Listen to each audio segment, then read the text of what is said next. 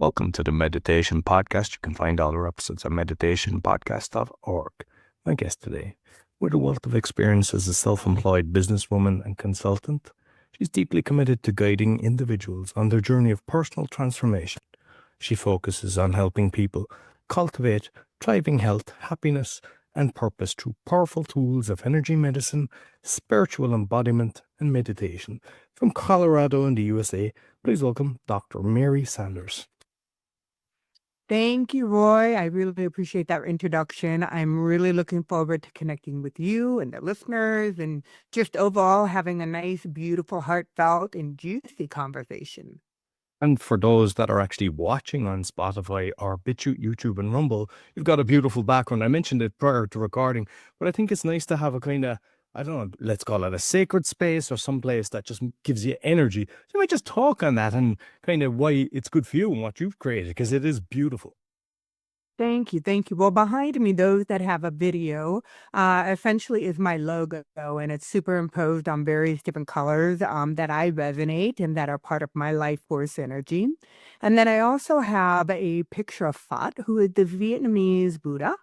And I picked him up when I was living in Ho Chi Minh City.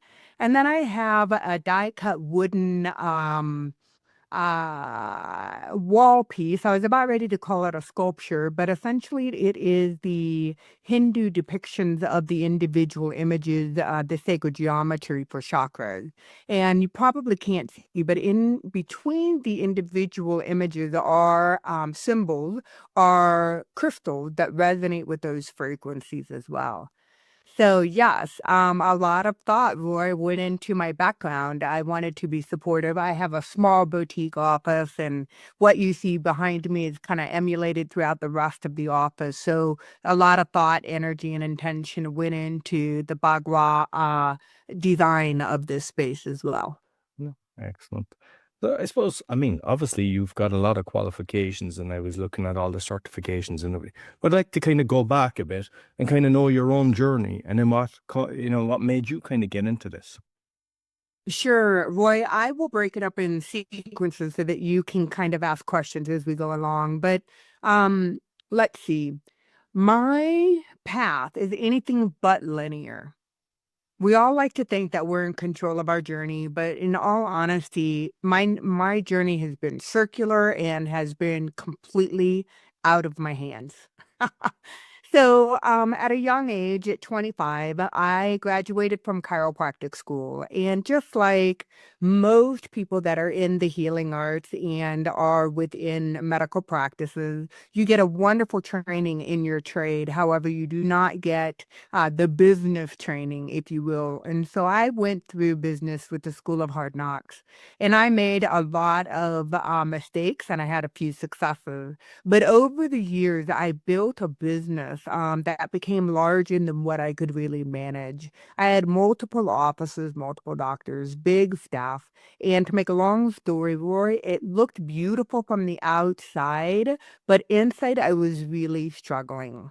I was struggling, I was depressed, I was overwhelmed, I was overworked, and I didn't really have the tools nor the resources to really ground myself into present time.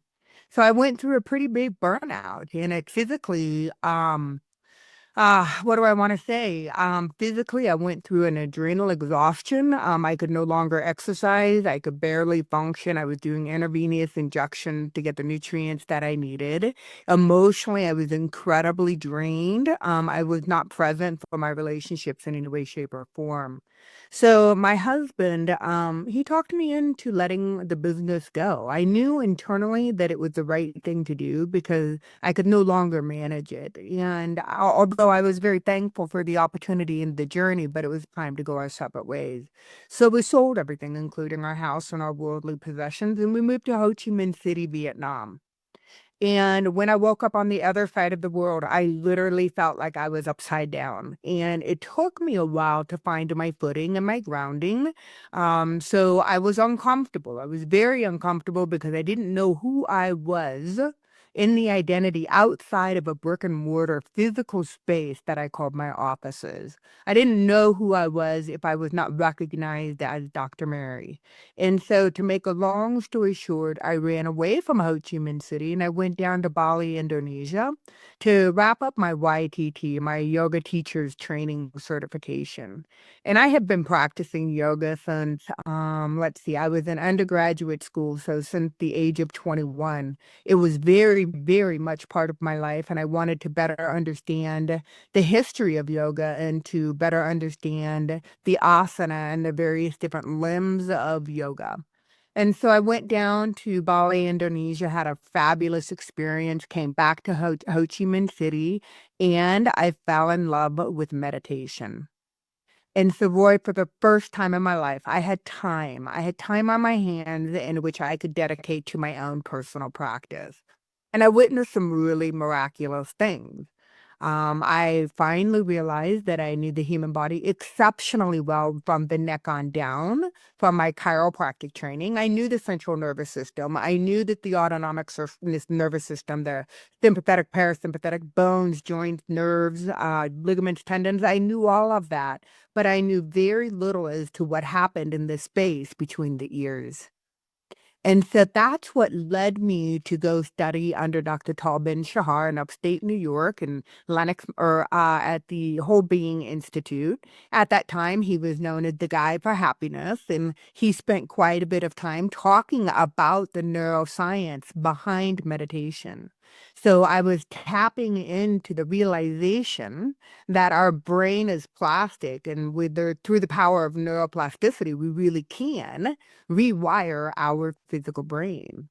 And so that was pretty miraculous to me. I just had to complete the full cycle of intellectually understanding as to what was happening with meditation with my own personal experience.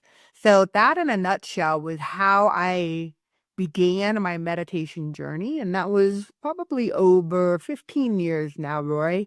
It's been part of my daily practice. My day does not feel complete unless I've had the opportunity to meditate. Since I've gone through my training with the Academy of Intuition Medicine, it has become a lot more expansive and part of my work. So I'm sure you must have a few questions. So I'll just pause there. No, fascinating. And I suppose, like, one of the things, I mean, I had a lot of people working for me, and what I found is it does suck the energy out of you because you become like in agony and trying to work with all the people, and loads of people aspire to have a big, huge team around them.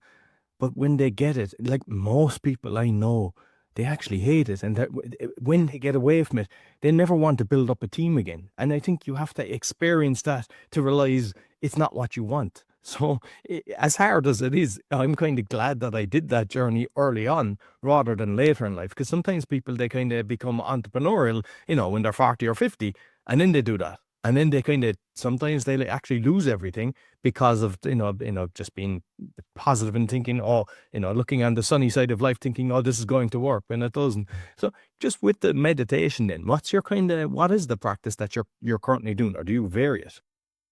It varies. In the morning, because I am committed to my energetic hygiene, obviously as a medical intuitive, I want my energy to be as clean and pure as I possibly can be. So to make a long story short, my meditation practice at this moment, I soften away from my analytical and I strive to connect into the part of the brain that I call my sanctuary.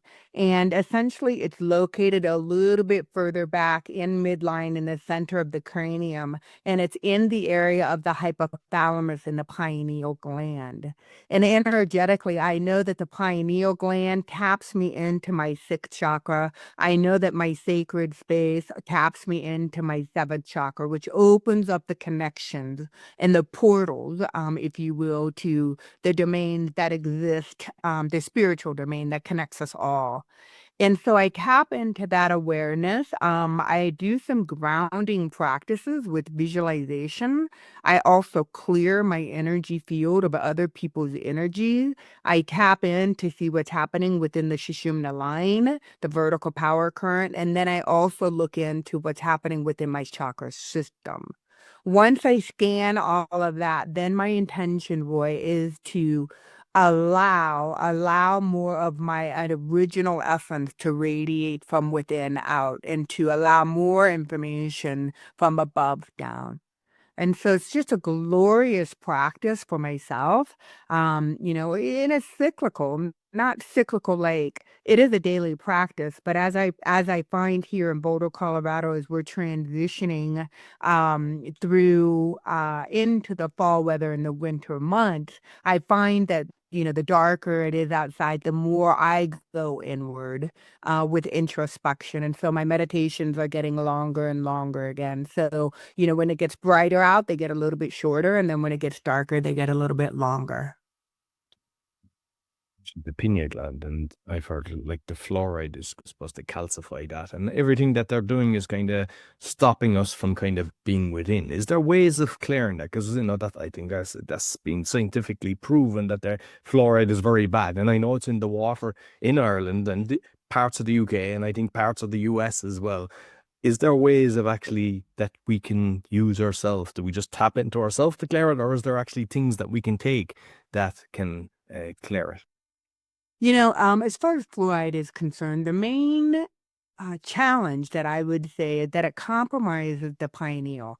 And the pineal gland, if you look at it anatomically, it's no bigger than the pinky nail. It's a very small gland, and it looks like a pine cone. So we have branches upon branches upon branches. And so there's a lot of surface area within that small little pine cone called the pineal gland.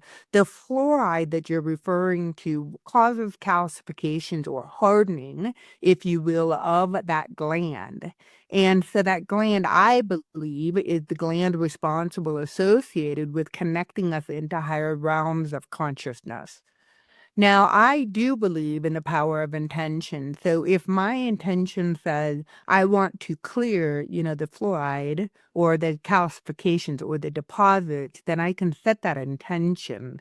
The mind doesn't know what's real versus what is perceived. And so energy follows thought. If my thoughts are focused on clearing any disruption of the pineal gland, that's where my energy will go. So, it's hard. Our environmental influences surround us. We can't really, we try to separate ourselves from those, but, in all reality, shoot, you can get fluoride from your tea bags. Those that, have the heavy European, UK-based tradition of drinking lots of tea, it's hard to get away from the fluoride. It's found within the bags and within themselves. So, my practice is primarily I do a yearly detoxification, hoping to get the fluoride out, but I also I set my intention for clearing as well. Very good. And with the chakras, then, like when you kind of go through your whole body, can you feel when you're out of whack? I kind of know just from walking. I feel there's something off, and I kind of get myself back together again. But can you when you're actually say let's meditate and then going through your whole body, are you able to know there's something out, and then you can align it to get back in flow? Yes, absolutely.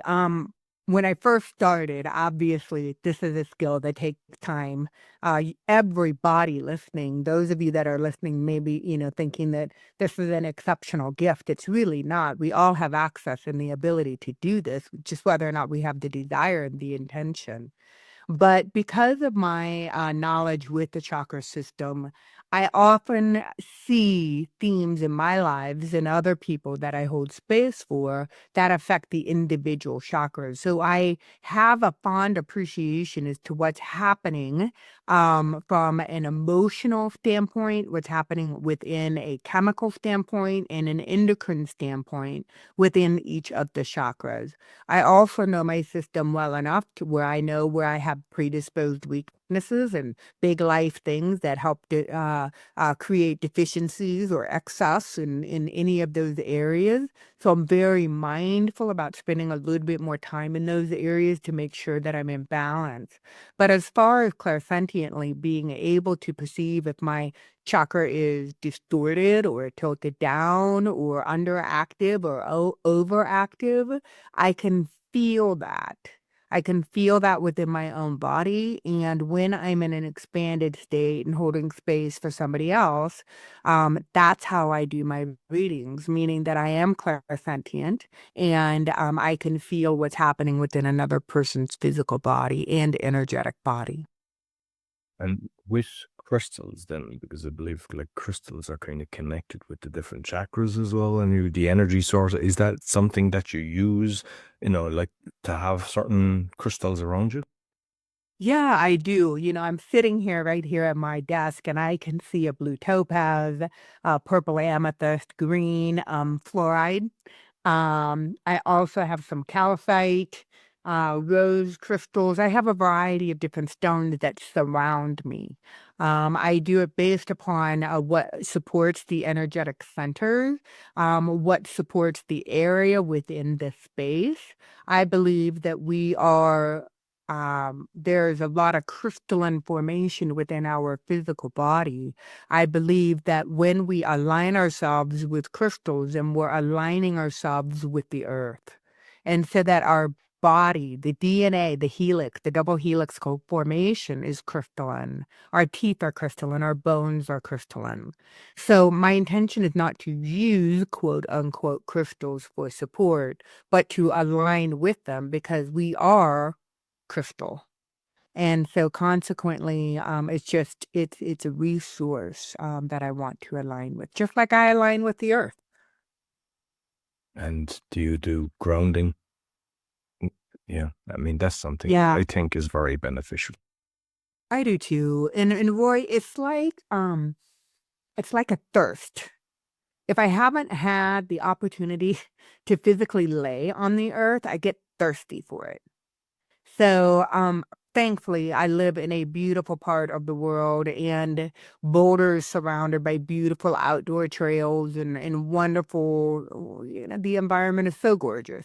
So I can get outside, I can do what I need to do. I can typically find a patch of grass or a shady bank, and I can just lay physically on the earth. Now, it doesn't, that my intention to ground every day, I do believe that I set the intention in my meditation, but it sure can't replace having my physical body on there. And with the breath work thing, because breathing for relaxation, 7 steps. I think you had a blog on that. So yeah, I mean, I talk a lot about breath work. There's different types of breath work, but I think even proper breathing as well. But if you can recollect the 7 steps that you were writing about on breathing. I can't, to be honest with you. I can't recall the individual 7 steps, but I can talk about the overarching themes because it is part of my practice. And as a yogi practitioner, I use pranayama. One of my big philosophies, Roy, is that the greatest healing, energetically and spiritually, happens when you're fully embodied within your human home. And so that happens when there is a safe environment and within the body for the spirit to inhabit. Safety comes when we are in a parasympathetic drive, meaning that we're in a rest and digest and a heal type mode. When we're rushing around, when we're sympathetic driven, when we're on the go, go, go, go, fight or flight, that's not necessarily a safe space for the spirit to be. And so one of the things that I know with the trillions of my cells is that we can control our central nervous system through the breath. And so I know that if we just are watching, we can do box breathing, where there's, the same amount of inhalation, hold, exhalation, hold, inhalation, hold. That's box breathing. Or we can set the intention to purely experience the space of emptiness at the top of the inhalation and then lengthen through the exhalation and then experience the spaciousness at the bottom of the breath.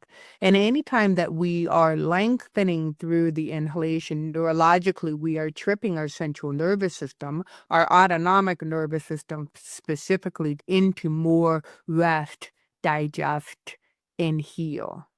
So breath work, pranayama, is what guides my yoga practice today. It used to be the asana practice, to see what kind of bendy, twisty posture I could get my physical body into. But now, with 30 years underneath my belt, I've matured a little bit, and now it's my breath that guides my asana practice. You've got a podcast as well. I have it written down here, but energy medicine, I believe it's called. Yes, Roy, I appreciate you bringing that up. That is one of the greatest loves of my life. I now have about 100 episodes, and I've had the pleasure of connecting with practitioners all over the world that specialize in energy medicine. So, from a selfish perspective, I love connecting with like minded people such as yourself that understand the essence of what it is that we're wanting to achieve this lifetime around.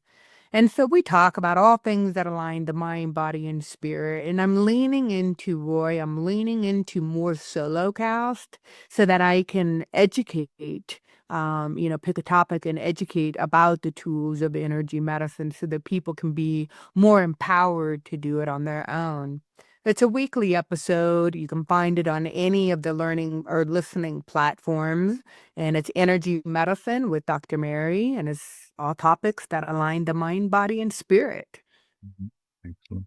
So you've a master's in intuition medicine. So you might kind of delve a bit deeper on that. What exactly? I mean, we've all heard of intuition, but is it the Yeah. intuition that we kind of, that feeling thing? Does it delve into that? And is there ways of Oh, actually? very much so. Yeah, So there very is much ways. so. There's a lot of ways of actually improving that and how you can. Yeah, I really want to delve into that. That's fascinating. Yeah, I'm happy to. And this was part of my circular life experience, things that I didn't have control over. And that is, I was born into this world being hearing impaired. And so my hearing capacity is half of what the normal hearing is. And so for the sake of survival, because I had a deficiency in one of the traditional five senses, my hearing, then I developed extrasensory perceptions in order to deal with today's world. And so I didn't know that that was what was happening when I was a young girl because I went undiagnosed until the age of 3. And so I like to tell people that my first 3 years of life, I was just very, very connected into the spiritual realm because obviously I couldn't hear what was happening within my environment. And then a second thing happened in my home, in my environment. My father was an alcoholic, and I needed to expand my awareness to know when he entered into the house. I could sense it within my mother's change in her energy field and the change within my sister's energy field. So I learned to pick up information clairsentiently. So as I mentioned, that's just simply the ability to feel or to perceive what's happening for another person, place, or thing. It's like the way I would describe it is if you went into a party and you walked in and you just immediately sense the environment, you may be like, yeah, the energy feels good here. I like the people here. Or you may be like, there's something going on here that I don't want to be part of. So that instinctual knowing is an intuitive hit that will guide your life decision. And so what I learned is that I desensitized as a young girl. I desensitized my knowing because it just didn't fit within the paradigm of my family structure. My family was pretty heavy into Catholicism and, mysticism and energy and perception. Those were not things that we talked about. So, when I went to chiropractic school is when I allowed that information to start flowing, and I ran a high level of intuition and energy when I was in my chiropractic practices. That's what contributed a lot, in my opinion, to the success of my practices, and that was I intuitively read a person's energy, and I modulated my energy to be just a notch higher so that there was still a congruence, but there was a healing environment that that the patient walked into. And then through the power of my psychometry, then I was able to immediately kind of put my hands on the area where the patient was experiencing pain. And so, Roy, the comment that I always got was, how did you know? How did you know that that's where I hurt? I just knew. And so those were ways of receiving information via intuition. I always felt like I had the gift. But after I completed my chiropractic and then completed my journey in positive psychology, I realized that I wanted to study energy. And even though I felt like I was raised in an environment in which my parents were both educators. So there was a tremendous amount of emphasis on getting a degree. So it wasn't life experiences. You needed to attend a school in order to learn something. So I felt like I had the life experiences, but I needed that external validation from an institution. And so through the Academy of Intuition Medicine, I learned how to heighten my intuition. So my ability for direct knowing, my clairvoyance, my clairsentience, my psychometry, my telepathic centers, all of those are very much online. And those are the skills that I use to hold space and to read another person when I'm holding the space as a medical intuitive. Mm, very good. And I mean, if I look back on a lot of the things, it's like, for example, before the crash, the property crash, I just had this instinct, sell everything. And I didn't. And I lost everything because of that. Recently, I was in Spain with my son. And I've never said something like this. I said, I think I'll leave the car in the hotel and we'll go because it was like we were checking out of that hotel. I think I'll leave the car here. I think it'd be safer here. And then we'd get a taxi. And my son, he's only 10, my youngest child, and he done a search. He says, no, Valencia is the best place ever. And I've never had that feeling of leaving my car there. Never in my life. And the car was broken into and everything was robbed. Like passports, laptop, the whole lot. But it's like I kind of had that feeling, which is strange. And there's a lot of times even getting into business with people and everything. And I haven't listed. My mom is brilliant at that. She kind of picks up on it, but I'm paying attention to it more and more. So I think it's just a case of kind of listening is one of the main things. Yeah. Yeah, I would go one step further and I would say it's trusting. Because we always are getting bombarded with information. It's just whether or not A, you listen, and then B, you trust, and then last but not least, you have to act on it. Mm. So you do functional nutrition and positive psychology. So, I mean, like if we look at a lot of the things going on in the world, just, like there's so much pain in the world. There's so many things that are going on. Nutrition, obviously, but there's also a lot of institutions, organizations, psychologists that are pushing something, and it's kind of known that a lot of the big pharma stuff that they're pushing as well, they know it doesn't work, but they're pushing it. They're making people a lot worse, and then kind of people then are having pain within, thinking there's something wrong with them.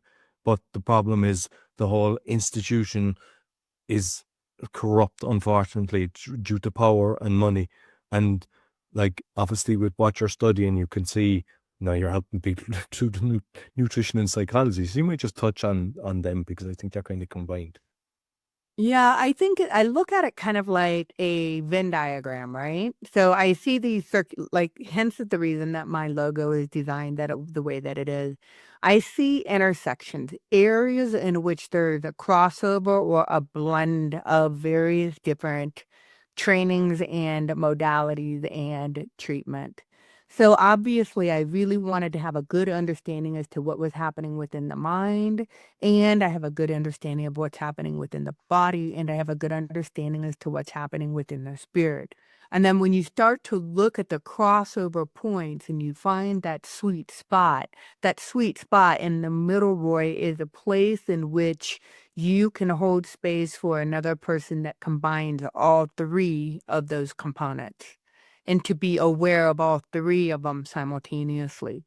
I've mentioned it, or perhaps I have mentioned it in this podcast, is that my appreciation for the human body and the human psyche to heal itself is really profound. It's really deep. That belief and that conviction literally resonates within the trillions of my cells. So in today's world, I think it is imperative that we have practitioners that can hold that space for others, because we can say somebody is in functional medicine or integrative medicine. The intention is to hold space for all three, but very few practitioners take the time to really understand holistically what's happening within the integrative spirit that sits before them. And it's a shame because I mean, even like I know a lot of doctors, and they're not trained in anything else. And I think it's Albania is like 6 months that they do alternatives, but the rest it could be a few hours. And I think a lot of it is actually, we're talking about kind of the intuition in yourself, but a lot of it is actually putting trust in yourself. Because even with me, if there was different things happen with me, I found that, first of all, kind of you go to a doctor, when I was younger, and then eventually you kind of, when things aren't getting resolved, you try alternatives. But at the end, it's usually yourself that you kind of start doing the research yourself or touching within. And I think people have to kind of have trust in themselves as well and start paying attention, because a lot of the time they're giving their power to the person in the white coat. And yet, if there's an accident or whatever, we do need it. We, like, without a doubt, it's not that I'm knocking it that we don't need it, but we actually have to pay attention ourselves and don't just take the magic pill. Start researching what you're getting and see the knock-on effects and see what alternatives there is. But most people don't. I mean, I check everything. I look at all the different things that's available for that. And by doing that, you find that, I mean, I don't take any pills. But yet I go to some people and they open the drawer and you're just going, is this a pharmacy that I'm at? And that seems to be the norm in a lot of houses. Yeah, you know what you said, the one thing that I really hope the listeners they absorb. That is, I think long gone are the days, Roy, in which an individual goes into a physician's office and says, fix me or heal me. That was the mode or the model of healthcare maybe 20 years ago. But things are changing, meaning that the access of the internet and being able to do your own research is empowering for individuals. And so I do think that it's necessary, just like you're talking about, you get the information, you get the suggestion. You don't have to follow every practitioner's suggestions. What you get to do is to lean into internally and intuitively what feels right for you. And that, my friend, is empowering. Absolutely. Finally, the company, Avivia, is it? How do you pronounce it? Aviva. Aviva. So you might tell the listeners exactly what you're doing. And is everything that they have to be in person, or can you do it, work with people online as well? Because obviously there's an international audience. Yeah, that's a great question. And Aviva essentially is just life. And so I wanted to, and that's the business, Aviva Integrative Health. And my intention is to hold space for individuals who are looking for transformation, whether it be physical, emotional, or energetic transformation. And the way that I hold space can be in person, and my strength actually lies in remote support. And so many of the listeners, rightfully so, Roy, many of the listeners are like, wow, okay, I have asthma. I wonder if she can help me with my asthma. Or I have difficulty grounding, or I experience low back pain or headaches. And so those questions are normal. And just like the conversation, Roy, that we just had, I'm going to empower the listeners to schedule a discovery call. The only way that you're gonna get your questions answered if we connect, and if you feel if it's a good match for you. Everything that I was just talking about, I truly believe. And so there is a discovery option on my website for those that are interested in finding out if the work that I do could serve them. Please take advantage of that discovery call. I do one-on-ones. I also do some group healings. And like, for example, on the third Tuesday of every month, I hold space for people to tap into their somatic intelligence. So they get to listen to their body in a way, in an expanded state, to get and to receive and to understand the messages that the body is trying to communicate to them. it's quite a fascinating process. And really my intention is to hold space for others, but I also wanted to create an affordable way for people to incorporate energy medicine into their toolbox. So those were two different ways, two different options. That again is in person and also remote. The far majority people connect in via the Zoom room. So those are some opportunities. Excellent. Listen, thoroughly enjoyed the conversation. You might let people know where they can find you. You can always find me on my website, which is www.drmarysanders.com. Yeah, perfect. I'll make sure I'll put the link, the audio and video. And I know you've got like LinkedIn and different things, and I'll put them as well. I And do. your podcast, because people kind of follow the platform that they like, and I'll make sure I list them. But listen, I thoroughly enjoyed the conversation. Thank you very much. Thank you. The joy has been all mine. Thank you so much, Roy. Okay. So that's all for the meditation podcast. Find all our episodes on meditationpodcast.org. Sure to give us a thumbs up, 5-star rate, and share with your friends, and comment on what we discussed. We'd love to read your comments. Until next week, take care.